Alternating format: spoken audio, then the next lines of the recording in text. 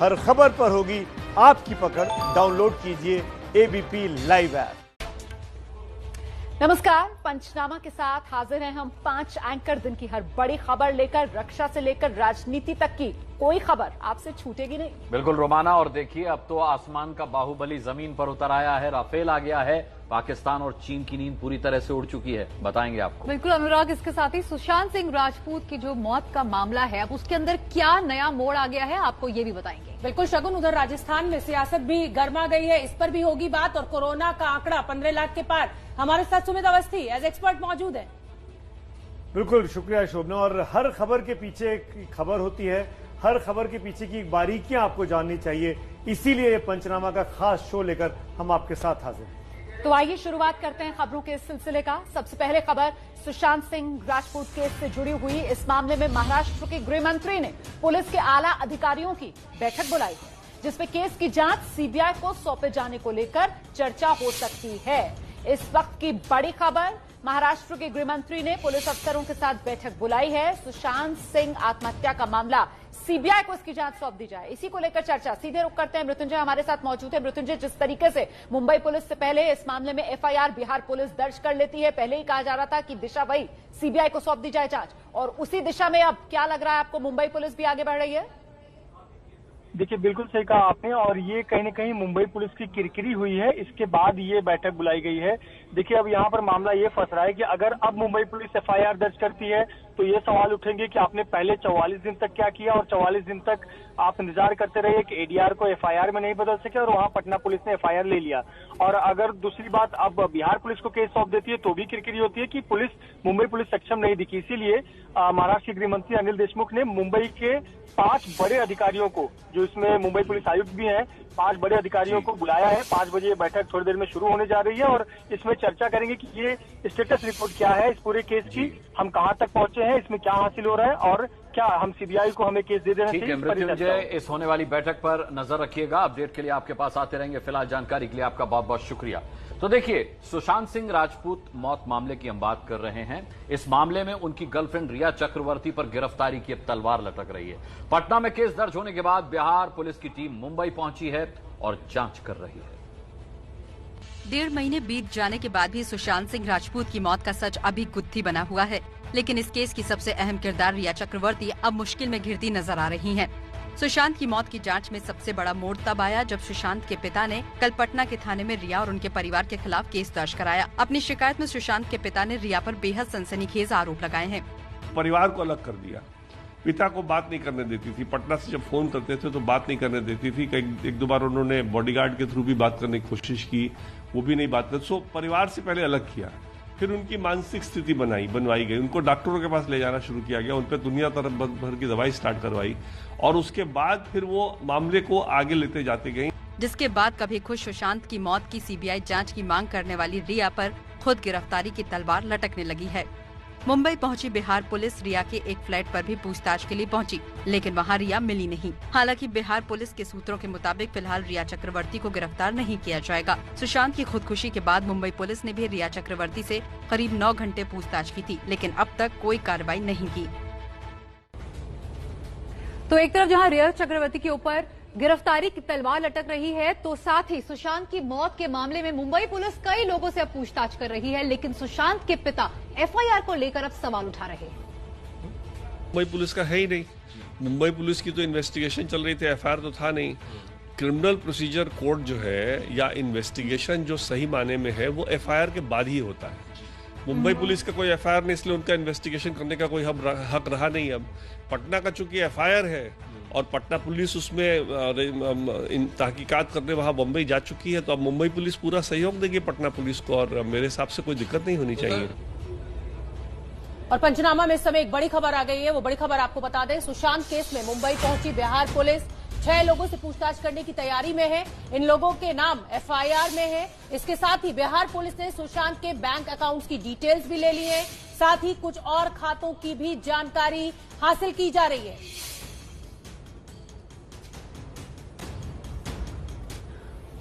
और एफआईआर में सुशांत के पिता ने दरअसल आरोप ये लगाया था कि सुशांत के खातों से 15 करोड़ रुपए ट्रांसफर हुए, उन खातों की जांच हो। अब पुलिस इसी की जांच कर रही है।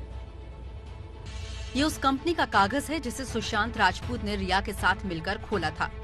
इसमें सुशांत राजपूत का नाम है, रिया चक्रवर्ती का नाम है, रिया के भाई का भी नाम है। सुशांत ने 12 सितंबर 2019 में रिया के साथ मिलकर विविट्रिज reality X private limited company खोली थी। अब इस कंपनी के अकाउंट की जांच हो रही है और पता लगाया जा रहा है कि क्या सुशांत ने अपने व्यक्तिगत खाते से इस कंपनी के अलग अलग अकाउंट्स में 15 करोड़ रुपए जमा किए थे। सुशांत के पिता ने अपने एफआईआर में लिखा है, सुशांत के एक बैंक स्टेटमेंट से पता चला कि खाते में 17 करोड़ रुपए थे। पिछले 1 साल में 15 करोड़ रुपए निकाले गए। जिन जगहों पर ये पैसे ट्रांसफर हुए उनका सुशांत से कोई लेना देना नहीं था। मेरे बेटे के सभी खातों की जांच की जाए। इन बैंक खातों और क्रेडिट कार्ड से कितना पैसा रिया ने, अपने परिवार और सहयोगियों ने धोखेबाजी से निकाला, इसकी जांच हो। अब देखिए, इसी से जुड़ा एक और अपडेट दे दें आपको कि इस पूरे एफआईआर के मामले में यह भी खबर आ रही है कि अंकिता लोखंडे ने सुशांत के पिता को रिया के बारे में बताया है।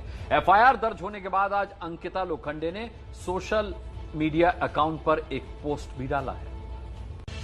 ये एक्ट्रेस अंकिता लोखंडे का इंस्टाग्राम पोस्ट है। इसमें लिखा है, ट्रूथ विंस, मतलब सत्य की जीत हुई। खबरें हैं कि सुशांत सिंह राजपूत की गर्लफ्रेंड रह चुकी अंकिता लोखंडे सुशांत के परिवार के करीब हैं। सुशांत का परिवार ब्रेकअप के बाद भी अंकिता के संपर्क में रहा। सुशांत की बहनें भी अंकिता की करीबी दोस्त थी। अंकिता लोखंडे ने सुशांत की मौत के 1 महीने तक सोशल मीडिया पर कोई पोस्ट नहीं किया था। 1 महीना पूरा होने पर उन्होंने एक तस्वीर पोस्ट की थी जिसमें भगवान के सामने दिया जलता दिखाई दे रहा था। तो यहाँ पर आप ये भी जान लीजिए कि सुशांत की मौत की जांच बिहार में सियासी मुद्दा बन चुकी है। खबर है कि खुद सीएम नीतीश कुमार की दखल के बाद रिया चक्रवर्ती के खिलाफ पटना में केस दर्ज किया गया। सुशांत की मौत का मुद्दा बिहार चुनाव से पहले गर्माता जा रहा है और यही वजह है कि जब सुशांत के परिवार ने केस दर्ज कराने के लिए सीएम दफ्तर में संपर्क किया तो नीतीश के निर्देश पर पटना में केस दर्ज कराया गया। सुशांत की मौत के बाद से प्रदेश के तमाम दलों के नेता बार बार सीबीआई जांच की मांग दोहरा रहे हैं। सबसे पहले बीजेपी सांसद निशिकांत दुबे ने सीबीआई जांच की मांग की। आरजेडी नेता तेजस्वी भी सीबीआई जांच की मांग कर चुके हैं। फिर जेएपी के पप्पू यादव ने केस की सीबीआई जांच की मांग की। कल चिराग पासवान के फोन के बाद उद्धव ठाकरे ने भरोसा दिलाया था कि अगर जरूरत पड़ी तो वो सुशांत केस की सीबीआई जांच कराने को तैयार हैं। तो चलिए अब आपको ये भी बता देते हैं कि बिहार में सुशांत की मौत पर सियासत जोरों पर जारी है। कोई भी पार्टी इस लड़ाई में पीछे नहीं होना चाहती। सुशांत के बहाने शायद बिहार में हर कोई अपनी सियासत साधने में लगा है। यही वजह है कि सीबीआई जांच की मांग को लेकर मचे महाभारत में कोई पीछे नहीं दिखना चाहता। खबर आई है कि नीतीश के दखल के बाद पटना में केस दर्ज हुआ तो फौरन तेजस्वी नए आरोपों के साथ सीएम पर टूट पड़े। बिहार के मुख्यमंत्री जो हैं वो अब तक उनके परिवार से, सुशांत सिंह राजपूत के परिवार से नहीं मिले। संवेदनाएं भी नहीं प्रकट की उन्होंने परिवार के प्रति। दूसरी बात, उन्होंने उद्धव ठाकरे से भी नहीं बात की कि भाई जो है दोनों मिलकर के सीबीआई जांच की मांग करा सके। अभी भी उनको मांग करना चाहिए या उनको फोन पे बात करना चाहिए। बिहार में 3-4 महीने में विधानसभा चुनाव होने हैं और यही वजह है कि हर कोई इसे भुनाने में लगा हुआ है। सुमित, इसके बाद एक बहुत अहम सवाल खड़ा हो जाता है और सवाल ये कि ये केस आपको कहां जाता हुआ दिखाई दे रहा है। जिस तरीके से मुंबई पुलिस और बिहार पुलिस दोनों का मसला खड़ा हो गया है। देखिए, 3-4 अहम बातें जो हमको समझने की बहुत ज्यादा जरूरत है। सबसे पहले बात करूंगा मुंबई और बिहार की पुलिस के बीच जो हुआ उसके बारे में। मुंबई पुलिस की तरफ से हालांकि अभी ऑफिशियल वर्जन नहीं आया है, लेकिन मुंबई पुलिस एफआईआर तो तब दर्ज करेगी जब कोई नाम लेकर शिकायत करेगा। लोगों ने शक जताया तो मुंबई पुलिस ने जांच शुरू कर दी। दूसरी अहम बात, पटना में सुशांत के पिता के सिंह ने रिया चक्रवर्ती के खिलाफ बाकायदा नामजद एफआईआर दर्ज कराई है, पूरे चक्रवर्ती परिवार के खिलाफ। तो पटना पुलिस अब रिया से पूछताछ के लिए मुंबई पहुंची है। और तीसरा और सबसे अहम मुद्दा ये कि कानून सबूत मांगता है और सुशांत का कोई सुसाइड नोट नहीं मिला है। अगर सुसाइड नोट रहता और उसमें सुशांत रिया का नाम लिखकर गए होते तो केस पक्का दर्ज होता। ऐसा है नहीं, इसीलिए अभी रिया चक्रवर्ती की गिरफ्तारी कम से कम मुझे आसान नहीं लगती। चलिए आगे बढ़ते हैं। दिन की अगली बड़ी खबर, राफेल भारत आ गया है। जी हां, भारत के लिए ये बड़ी खुशखबरी है। फ्रांस से 7000 किलोमीटर की दूरी तय करके 5 राफेल विमान आज भारत पहुंचे।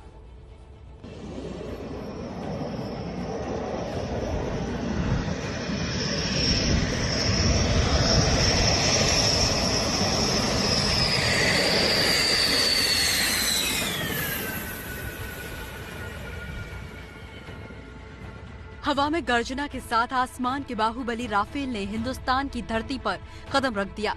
जिस वायु वीर का देश लंबे समय से इंतजार कर रहा था, वो आज अंबाला की धरती पर उतर गया। दोपहर करीब 3:15 बजे जैसे ही राफेल विमान की लैंडिंग हुई, खुद रक्षा मंत्री राजनाथ सिंह ने ट्वीट कर पूरे देश को इसकी जानकारी दी। इससे पहले जब राफेल विमान ने भारतीय वायु क्षेत्र में दस्तक दी, 2 सुखोई विमान एस्कॉर्ट करते हुए साथ थे। आसमान में चिड़ियों की तरह दिख रहे ये लड़ाकू विमान पाताल से लेकर पानी तक में हमला करने में माहिर हैं। फ्रांस से सोमवार को उड़ान भरने के बाद 5 राफेल लड़ाकू विमान ने यूएई में डेरा डाला था। दोपहर 1 बजे अल दफ्रा एयरबेस से 5 राफेल ने उड़ान भरी थी। अरब सागर में दाखिल होते ही राफेल के काफिले को आईएनएस कोलकाता वॉरशिप ने एस्कॉर्ट किया था और तब आईएनएस कोलकाता कंट्रोल रूम से कैप्टन ने कहा, स्वागत है। Indian naval warship Delta 63, welcome to the Indian Ocean. Naval Warship Delta 63, Arrow Leader, many thanks. Most reassuring to have an Indian warship guarding the seas. Arrow Leader Delta 63, may you touch the sky with glory. Happy landings. और साथ ही आपको ये भी बता दें कि रक्षा विशेषज्ञों के मुताबिक राफेल मिलने से भारत ने चीन और पाकिस्तान दोनों पर बहुत बढ़त हासिल कर ली है। एक साथ कई तरह के अचूक काम को अंजाम देने वाले राफेल विमान को लेह में तैनात करने की योजना है। राफेल को चीन और पाकिस्तान दोनों पर बड़ी बढ़त बताया जा रहा है। भारतीय वायुसेना के पास फिलहाल इस टक्कर का कोई विमान नहीं है। Multi role fighter jet Rafale एक साथ कई लक्ष्यों पर निशाना लगाने में माहिर है। राफेल पाकिस्तान के F-16 और चीन के J-20 के मुकाबले काफी आगे है। और अगली खबर का रुख करते हैं। संयुक्त अरब अमीरात के जिस अल दफ्रा एयरबेस पे राफेल विमान ने आज उड़ान भरी थी, उसी के पास समुद्र में ईरान की 3 मिसाइलें गिरी, उससे हड़कंप मच गया। यूएई के अल दफ्रा एयरबेस के पास मिसाइलें गिरने के बाद अफरा तफरी मच गई। फ्रांस और अमेरिकी सेना हाई अलर्ट पर है। घटना के वक्त अल दफ्रा एयरबेस पर ही भारत आ रहे 5 राफेल विमानों की खेप रुकी हुई थी। गनीमत रही कि कोई नुकसान नहीं हुआ, मगर सवाल उठ रहे हैं। सवाल ये है कि ये हादसा था या साजिश। जवाब के लिए ओमान के स्ट्रेट ऑफ हार्मुज पर ईरानी सेना का ये युद्धाभ्यास देखिए। युद्धाभ्यास का नाम है ग्रेट प्रॉफिट 14। मकसद है अमेरिका को डराना, इसलिए अमेरिकी विमानों की नकल वाले इन 16 एयरक्राफ्ट को ईरानी सेनाएं निशाना बना रही हैं। ईरान इसी युद्धाभ्यास के दौरान गलती से मिसाइल चलने की बात कह रहा है, मगर ईरान पर शक होता है क्योंकि ईरान और अमेरिका में तनाव चल रहा है। यूएई के जिस अल दफ्रा हवाई ठिकाने के पास मिसाइलें गिरी, वहाँ अमेरिकी बेस भी है। कतर में भी अमेरिकी बेस पर मिसाइलें गिरी थी। भारत से भी ईरान के रिश्ते ठीक नहीं हैं। हादसे के समय भारत के 5 लड़ाकू विमान भी अल दफ्रा एयरबेस पर ही रुके थे। कहा तो ये भी जा रहा है कि यह हादसा राफेल का रास्ता रोकने की साजिश थी। अपने एक्सपर्ट के पास चलते हैं। सुमित, फाइनली राफेल आ गया है। इससे क्या हिंदुस्तान एशिया में आसमान का बाहुबली बन जाएगा, चीन से ज्यादा ताकतवर हो जाएगा?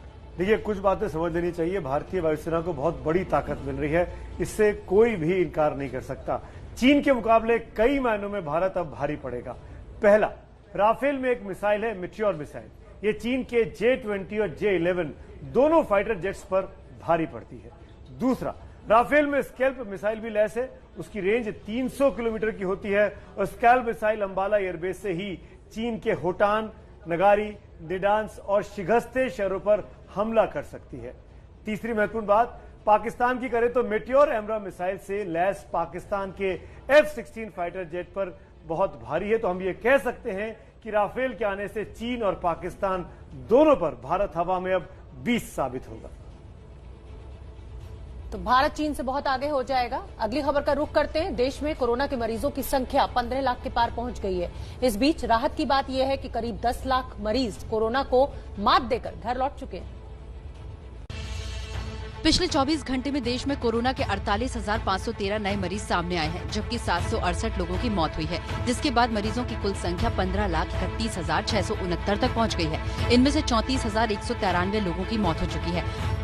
राहत की बात यह है कि देश में कोरोना से ठीक होने वालों की दर तेजी से बढ़ रही है। अब तक कोरोना के 9,88,029 मरीज ठीक हुए हैं, जबकि 5,09,000 लोगों का अस्पताल में इलाज जारी है। यानी 64.50% लोग इलाज के बाद ठीक हो चुके हैं और 2.23% लोगों ने कोरोना से अपनी जान गंवाई है। तो कोरोना से जंग जारी है और इस बीच हरिद्वार के दक्षिण काली मंदिर से सामने आया है एक वीडियो, जिसे देखकर सवाल उठ रहा है कि जब माननीय ही कानून नहीं मानेंगे तो फिर बाकी लोग आखिर क्यों मानेंगे।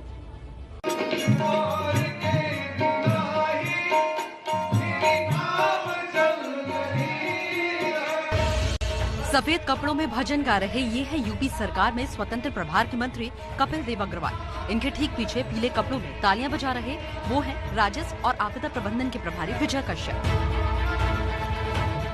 इस फ्रेम में ही 2 गज की दूरी में 12 लोग दिखाई दे रहे हैं। भक्ति में ऐसे डूबे कि सोशल डिस्टेंसिंग की धज्जियां उड़ा दी। सिर्फ एक को छोड़कर किसी ने भी मास्क नहीं पहना। ये मंत्री ही सरकारी कानूनों की धज्जियां उड़ा रहे हैं। अब जरा मंत्री कपिल देव अग्रवाल से ही सुन लीजिए कि कोरोना भगाने का उनके पास क्या प्लान है। देख, कोरोना क्षणिक है, कुछ समय के लिए संकट समाज में आया है, टल जाएगा। लेकिन हमने मां भगवती से प्रार्थना की है कि पूरे देश और दुनिया के अंदर जो महामारी के रूप में आया है, निश्चित रूप से मां भगवती की कृपा हम सब पर होगी और ये कोरोना बहुत जल्दी इस पूरे देश से भी, प्रदेश से भी और देश दुनिया से भी हम सब इससे मुक्त होंगे। कोरोना से बचने के लिए मास्क और 2 गज की दूरी जरूरी है, वरना याद रखिएगा कोरोना न संतरी देखता है और न मंत्री देखता है। और अब खबर मध्य प्रदेश से, जहां एक और मंत्री कोरोना पॉजिटिव पाए गए हैं, जिसके बाद महामारी से लड़ाई को लेकर के मध्य प्रदेश सरकार विपक्ष के निशाने पर है। पहले अरविंद भदौरिया, फिर सीएम शिवराज और अब जल संसाधन मंत्री तुलसी सिलावट। कोरोना का संक्रमण तेजी से एमपी कैबिनेट को अपनी चपेट में लेता जा रहा है। मुख्यमंत्री और 2 मंत्री के साथ मध्य प्रदेश के 8 विधायक भी कोरोना पॉजिटिव हो चुके हैं। ऐसे में विपक्ष आरोप लगा रहा है कि सरकार की लापरवाही से यहां प्रदेश में कोई सुरक्षित नहीं।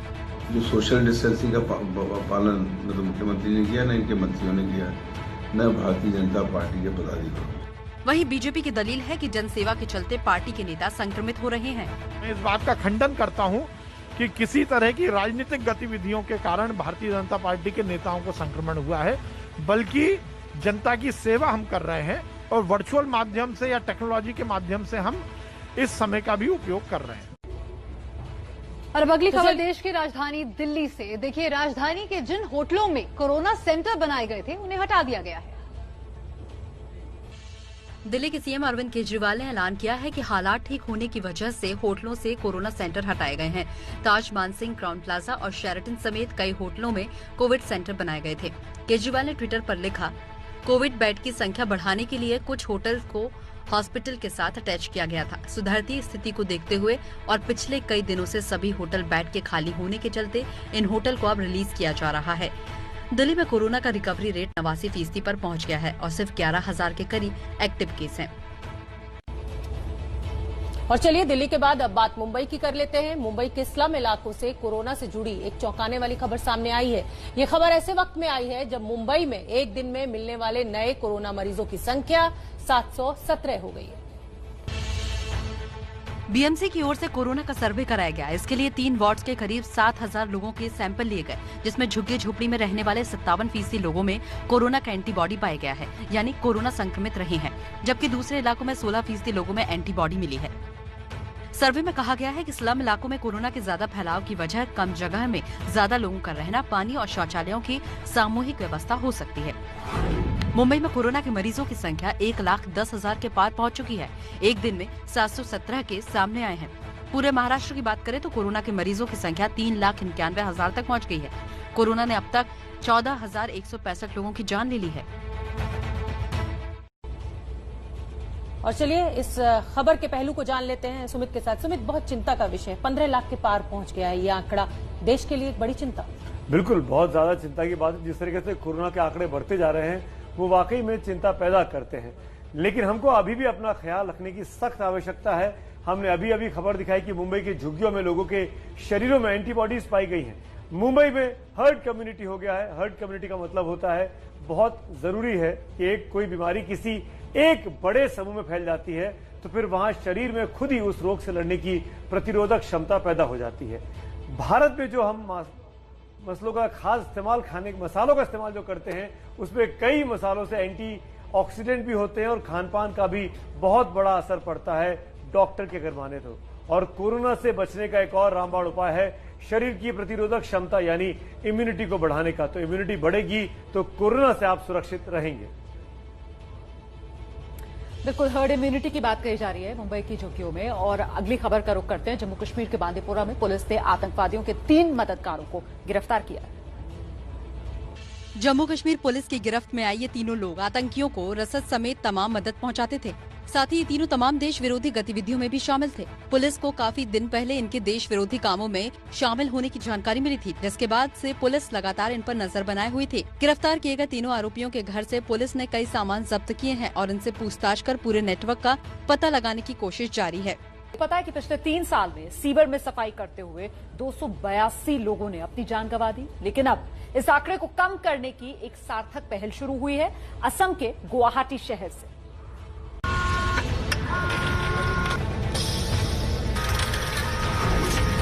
तस्वीरें असम के गुवाहाटी शहर की हैं। तस्वीरों में असम के विकास मंत्री सिद्धार्थ भट्टाचार्य पूर्वोत्तर के पहला सीवर सफाई करने वाले रोबोट बैंडीकूट का शुभारंभ कर रहे हैं। सीवर में उतरते ही ये रोबोट 360 डिग्री के कोण पर घूमते हुए पूरे सीवर की सफाई करने लगता है। रोबोट को केरल की कंपनी जैन रोबोटिक्स ने तैयार किया है। बैंडीकूट दुनिया में सीवर सफाई करने वाला अपने तरह का पहला रोबोट है। गुरुग्राम और कोयम्बटूर के बाद गुवाहाटी देश में तीसरा शहर होगा जो सीवर सफाई के लिए इस तरह की टेक्नोलॉजी का प्रयोग करेगा। खास बात यह है कि रोबोट को ऑपरेट करने के लिए कोई खास ट्रेनिंग की जरूरत भी नहीं होती। ये सफाई से लेकर गंदगी को सही जगह ठिकाने लगाने का काम खुद ही कर लेता है। उत्तराखंड के पिथौरागढ़ में लगातार हो रही बारिश ने तबाही मचा दी।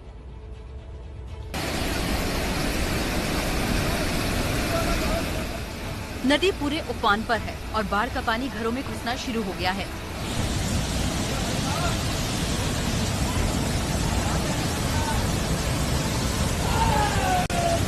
पानी से आए प्रलय की ये तस्वीरें उत्तराखंड के पिथौरागढ़ की हैं, जहां तेज बारिश ने कई गांवों में तबाही का मंजर बिखेर दिया। पहाड़ों से आ रहे पानी का बहाव इतना तेज है कि रास्ता पार कर रही गाय जैसे तैसे बहने से बची। कहीं पानी का सैलाब आया तो कहीं लैंडस्लाइड का कहर दिखा। अब लैंडस्लाइड की तस्वीरें देखिए। एक शख्स की जान बाल बाल बची। उत्तराखंड के पिथौरागढ़ में हालात कितने खराब हैं कि सेना के जवानों को रेस्क्यू ऑपरेशन में लगा दिया गया है। ये पिथौरागढ़ की तस्वीरें आपने देखी हैं। आपको बता दें उत्तराखंड के रुद्रप्रयाग में भी अलकनंदा नदी पूरे उफान पर है, जिसके चलते खतरा लगातार बढ़ता जा रहा है। रुद्रप्रयाग में अलकनंदा नदी रौद्र रूप लेती जा रही है। इन दो तस्वीरों को देखिए। पहली तस्वीर कल की है। नदी के किनारे घाट पर भगवान शिव की प्रतिमा दिखाई दे रही है, जो अब पूरी तरह से पानी में डूब चुकी है। 10 फीट ये प्रतिमा अलकनंदा की जलधारा में समा गई है। बद्रीनाथ धाम से बहने वाली अलकनंदा नदी ने रुद्रप्रयाग में विकराल रूप धारण कर दिया है। नदी किनारे के सभी घाट पानी में डूबे हुए हैं, जिसके चलते नदी के किनारों पर आने जाने पर रोक लगा दी गई है। नदी में पानी बढ़ने के बाद कई गांवों पर भी खतरा मंडरा रहा है, जिसे देखते हुए प्रशासन ने अलर्ट जारी कर दिया है।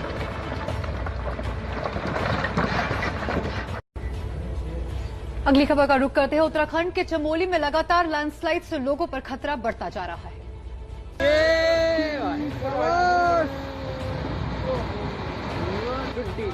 हाईवे से लोग गुजर रहे थे कि अचानक पहाड़ से उठते शोर ने सबकी सांसें रोक दी। चट्टानें टूट टूट कर सड़क पर आ रही थी और लोग इस खौफनाक तस्वीरों को अपने कैमरे में कैद करने लगे। काफी देर तक पहाड़ का मलबा यूं ही दरकता हुआ सड़क पर आता रहा और चारों ओर धुआं सा छा गया। चमोली में लगातार हो रहे लैंडस्लाइड से कई रास्ते बंद पड़े हैं और प्रशासन की टीम लगातार रास्ते से मलबा हटाने में जुटी हुई है। चलिए आगे बढ़ते हैं। अगली खबर असम से। बाढ़ ने अब करीब करीब पूरे असम को अपनी चपेट में ले लिया है। असम में बाढ़ की त्रासदी की मार इंसानों के साथ साथ बेजुबानों पर भी पड़ रही है। तस्वीरें मोरीगांव की वाइल्ड लाइफ सेंचुरी की हैं, जहां एक गैंडा पानी के बीच घिरा दिखाई दे रहा है। असम की बाढ़ ने अपना दायरा बढ़ाते हुए अब प्रदेश के 30 जिलों को अपनी चपेट में ले लिया है। बाढ़ के चलते असम में अब तक 104 लोगों की जान जा चुकी है, जबकि 56 लाख से ज्यादा लोग प्रभावित हुए हैं। एसडीआरएफ की टीम लगातार राहत और बचाव के काम में जुटी है, लेकिन लगातार हो रही बारिश के चलते असम पर आया ये संकट जल्द जाता नहीं दिख रहा। और अब बात राम मंदिर के भूमि पूजन की। अयोध्या में 5 अगस्त को राम मंदिर के भूमि पूजन को ऐतिहासिक बनाने के लिए तैयारियां जोरों पर हैं। दिखाते हैं आपको एबीपी न्यूज संवाददाता रणवीर की रिपोर्ट। दीवारों पर भगवान राम और हनुमान की तस्वीरें बनाई जा रही हैं। सड़कों के किनारे रंगाई पुताई का काम चल रहा है। पूरी अयोध्या को दुल्हन की तरह सजाया जा रहा है।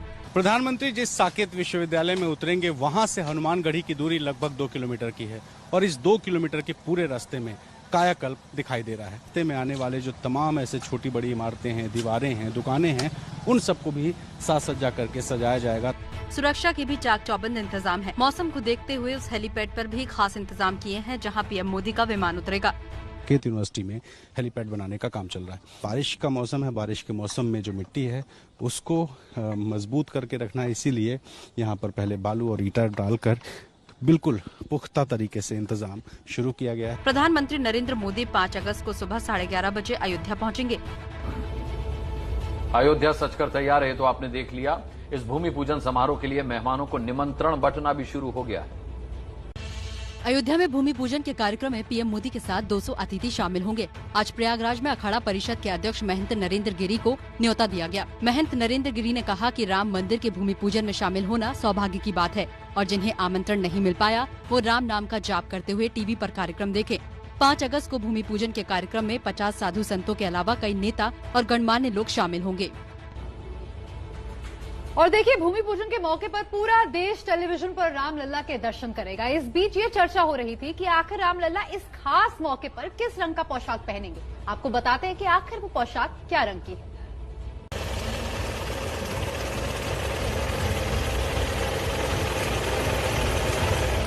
अयोध्या में रामलला की पोशाक तैयार हो रही है। ये तैयारी 5 अगस्त की भूमि पूजन के कार्यक्रम को लेकर है। यहाँ हरे और भगवा दोनों रंग की पोशाक बनाई जा रही थी, जिसके बाद चर्चा उठी कि आखिर भूमि पूजन के मौके पर रामलला की पोशाक का रंग क्या होगा।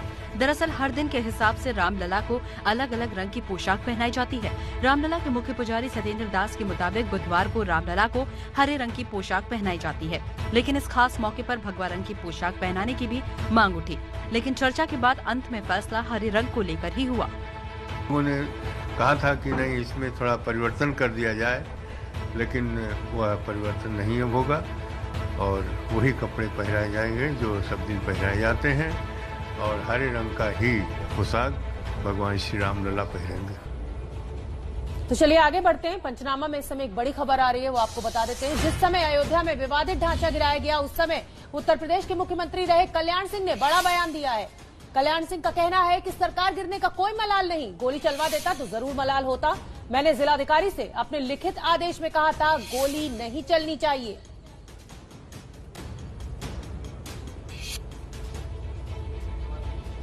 सुमित, जिस तरीके से कल्याण सिंह का ये बड़ा बयान सामने आया है, समाजवादी पार्टी ने गोली चलवा दी थी, तो एक तीर दो निशाने।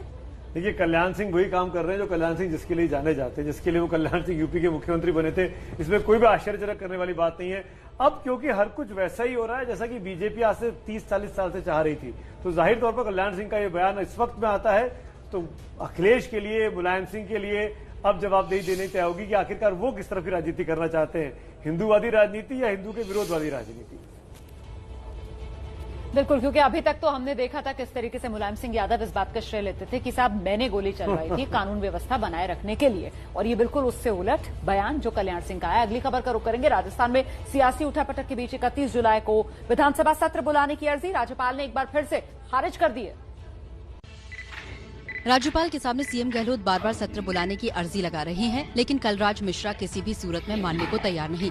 31 जुलाई को विधानसभा सत्र बुलाने की कांग्रेस की मांग को आज तीसरी बार राज्यपाल ने खारिज कर दिया। राज्यपाल ने सत्र पर संकट के लिए कोरोना का हवाला दिया और फिर 21 दिनों के नोटिस की बात दोहराई। राज्यपाल के इस रुख का संकेत सुबह तभी मिल गया था जब राजभवन में 15 अगस्त को होने वाले एट होम कार्यक्रम को रद्द करने की सूचना आई थी और हवाला दिया कोरोना का। सीएम गहलोत राज्यपाल के रवैये को लेकर पीएम मोदी तक से शिकायत कर चुके हैं और अब सत्र की अर्जी तीसरी बार खारिज होने के बाद विवाद बढ़ना तय है। देखिए, सच ये भी है कि राजस्थान की गहलोत सरकार को घेरने की कवायद अब तेज हो गई है। अब बीएसपी ने भी गहलोत सरकार के खिलाफ मोर्चा खोल दिया है। राजस्थान हाईकोर्ट में बीएसपी ने पार्टी के 6 विधायकों के कांग्रेस में विलय के खिलाफ याचिका लगाई है। बीएसपी महासचिव सतीश मिश्रा की ओर से दाखिल याचिका में विधायकों के विलय को चुनौती दी गई है। बीएसपी विधायकों के विलय को लेकर बीजेपी विधायक मदन दिलावर के साथ एक और याचिका पहले ही हाईकोर्ट में लगी हुई है। अब हाईकोर्ट तीनों याचिकाओं पर एक साथ सुनवाई करेगा। दरअसल विधानसभा चुनाव में जीते बीएसपी के 6 विधायक कांग्रेस में शामिल हो गए थे। हाईकोर्ट में लगाई गई याचिका में 18 सितंबर 2019 के स्पीकर के आदेश को चुनौती दी गई है। सुमित, ये राजस्थान का राजनीतिक घटनाक्रम देखकर मुझे वो डायलॉग याद आ गया कि पिक्चर अभी बाकी है मेरे दोस्त। बिल्कुल ठीक है, वो डायलॉग याद भी रखना चाहिए कि बाकी में पिक्चर अभी बहुत कुछ बाकी है। राजस्थान में अब बीएसपी जिस तरीके से किंग मेकर बनने की कोशिश कर रही है वो बहुत इंपॉर्टेंट है, उस चीज को आपको नहीं भूलना चाहिए। क्या कुछ हो रहा है ये जानना बहुत जरूरी है। कोर्ट का दरवाजा बीएसपी ने भी खटखटा लिया है, यानी वो सत्ता में किसी न किसी तरीके से अपनी भागीदारी चाहती है। बीएसपी के विधायक जब कांग्रेस में मर्ज कर गए थे 6 के 6, तब मायावती कोर्ट नहीं गई थी, यानी अब साफ तौर पर मायावती की नजर सत्ता पे किंग मेकर बनने की है। और तीसरी इंपॉर्टेंट बात रही बात अशोक गहलोत की, तो वो नंबर गेम में माहिर है। जो समय मिला है उसका उपयोग कर वो कांग्रेस को टूट से बचाने की कोशिश में लगे। और राजस्थान की रण के एक और खिलाड़ी सचिन पायलट को हमको नहीं भूलना चाहिए, इस समय कांग्रेस से अच्छी डील मिल जाए उसी कोशिश में लगे हैं। मतलब राजस्थान में वाकई अभी पिक्चर बाकी है। चलिए अगली खबर का रुख करते हैं। देश की शिक्षा व्यवस्था की तस्वीर बदलने के लिए आज मोदी कैबिनेट ने एक बड़ा फैसला लिया है। मोदी सरकार ने 34 साल बाद देश में नई शिक्षा नीति को मंजूरी दे दी है। मसौदे में 10वीं के बोर्ड के खत्म करने की बात कही गई है। इसके साथ 9वीं से 12वीं तक की पढ़ाई को सेमेस्टर में बांटने की योजना है। 9वीं से 12वीं तक की पढ़ाई को 8 सेमेस्टर में बांटा जाएगा। 5 तक शिक्षा का माध्यम मातृभाषा में अनिवार्य करने और 8 तक मातृभाषा वैकल्पिक करने की बात कही गई है। 2030 तक 3 से 18 साल के सभी बच्चों को गुणवत्तापूर्ण शिक्षा का लक्ष्य रखा गया है। मानव संसाधन और विकास मंत्रालय की सिफारिश के बाद एचआरडी मंत्रालय का नाम बदलकर शिक्षा मंत्रालय कर दिया गया है। तो चलिए पंचनामा में अब रुख करते हैं अगली खबर का। झारखंड के मुख्यमंत्री हेमंत सोरेन और बीजेपी सांसद निशिकांत दुबे के बीच ट्विटर पर जंग छिड़ गई है। बताते हैं कि आखिर विवाद की वजह क्या है। विवाद की शुरुआत निशिकांत दुबे के इस ट्वीट से हुई, जिसमें उन्होंने 2013 में मुंबई में एक रेप केस का हवाला दिया। इस ट्वीट के बाद सोरेन ने हमला बोलते हुए बीजेपी सांसद को कानूनी कार्रवाई की चेतावनी दी। इस चेतावनी के बाद भी ट्विटर पर छिड़ी जंग थमी नहीं। निशिकांत दुबे ने फिर हेमंत सोरेन पर हमला बोला और पीड़ित की हत्या की साजिश तक का आरोप लगा दिया। निशिकांत दुबे के मुताबिक 2013 के इस रेप केस में पुलिस में शिकायत हुई थी। आपसी समझौते के बाद गोरेगांव कोर्ट से केस वापस लिया गया, जिसके बाद केस बंद कर दिया गया था। आगे बढ़ते हैं। खबर महाराष्ट्र की सियासत से जुड़ी हुई। बकरीद पर जानवरों की खरीदारी के लिए महाराष्ट्र सरकार ने कई नियम बनाए, जिस पर उसके ही सहयोगी दल सवाल उठा रहे। कहते जिन्हें हम हार समझे थे गला अपना सजाने को, वही अब सांप बन बैठे हम ही को काट खाने को। इस शेर के जरिए अबू आजमी उद्धव ठाकरे पर हमला बोल रहे हैं और आरोप है कि बकरीद से चंद दिन पहले भी महाराष्ट्र में मुसलमानों की सुनवाई नहीं हो रही। देश में कोरोना की सबसे ज्यादा मार महाराष्ट्र पर पड़ी है। बकरीद पर भीड़ न जुटे, इस वजह से कुर्बानी के जानवर ऑनलाइन खरीदने का नियम बनाया गया। यही नियम अब सरकार के सामने संकट बन गया है। और आपने हर बात को एग्री किया, आपने कहा कुर्बानी होगी और सब लोग कुर्बानी अपने अपने घरों में करो, अपने इलाके में करो, लेकिन बकरा आएगा नहीं तो कैसे कुर्बानी होगी। चलिए आगे बढ़ते हैं, अगली खबर का रुख करते हैं। बेंगलुरु से ये खबर, जहां 3 मंजिला इमारत जो कि निर्माणाधीन थी वो धराशायी हो गई। गनीमत रही कि इस हादसे में किसी की जान नहीं गई। आप टीवी स्क्रीन पर जो तस्वीरें देख रहे हैं, ये इमारत गिरने की तस्वीरें सीसीटीवी कैमरे में कैद हुई हैं। दिल्ली के मंगोलपुरी इलाके में ये 4 मंजिला इमारत देखते ही देखते जमींदोज हो गई। दोपहर के वक्त ये हादसा हुआ। इस मकान में रहने वाले कई लोग मलबे में दब गए। घटना की सूचना मिलने पर पुलिस और दमकल विभाग की टीमें मौके पर पहुंची और राहत और बचाव का काम शुरू हुआ। स्थानीय लोगों की मदद से मलबे में दबे लोगों को निकाल लिया गया। बताया जा रहा है कि ये इमारत काफी पुरानी थी और जर्जर हालत में थी। मंगोलपुरी की माफ कीजिए, अभी जो पैकेज चला था वो आप दिल्ली का देख रहे थे। दिल्ली के मंगोलपुरी के अंदर एक बिल्डिंग जो बिल्कुल गिर गई, उसकी तस्वीरें आप देख रहे थे। इसके अंदर किसी की भी मौत नहीं हुई, सब लोगों को बचा लिया गया। अब आपको अगली खबर की तरफ लेकर चलते हैं। आपके नजदीकी शोरूम में खड़ी चमचमाती नई गाड़ियां और मोटरसाइकिल महज कुछ दिन में कबाड़ बनने जा रही है। सुप्रीम कोर्ट के एक फैसले से अब ये ऐसा होने जा रहा है। ये है BS4 वाहन। BS यानी भारत स्टैंडर्ड, मतलब भारत सरकार द्वारा वाहनों के लिए तय किए गए प्रदूषण उत्सर्जन के मानक। इन वाहनों की बिक्री 1 अप्रैल 2020 से पूरे देश में बंद होनी थी, लेकिन कोरोना और लॉकडाउन की वजह से इन वाहनों को बेचा न जा सका। BS4 वाहनों की बिक्री की अनुमति के लिए ऑटोमोबाइल डीलर्स की संस्था FADA सुप्रीम कोर्ट पहुंची।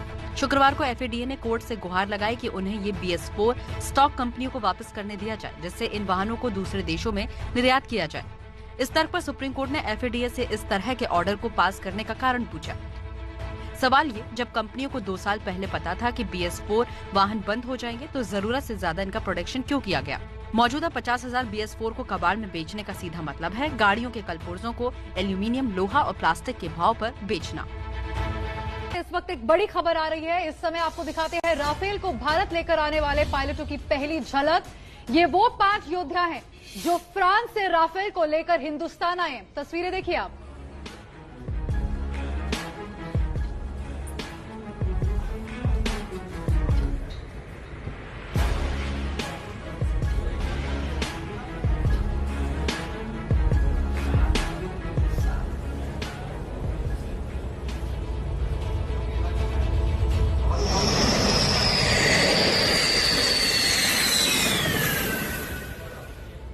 एयर चीफ मार्शल से मिलते हुए ये सभी 7 पायलट, 2 पायलट सुखोई विमान के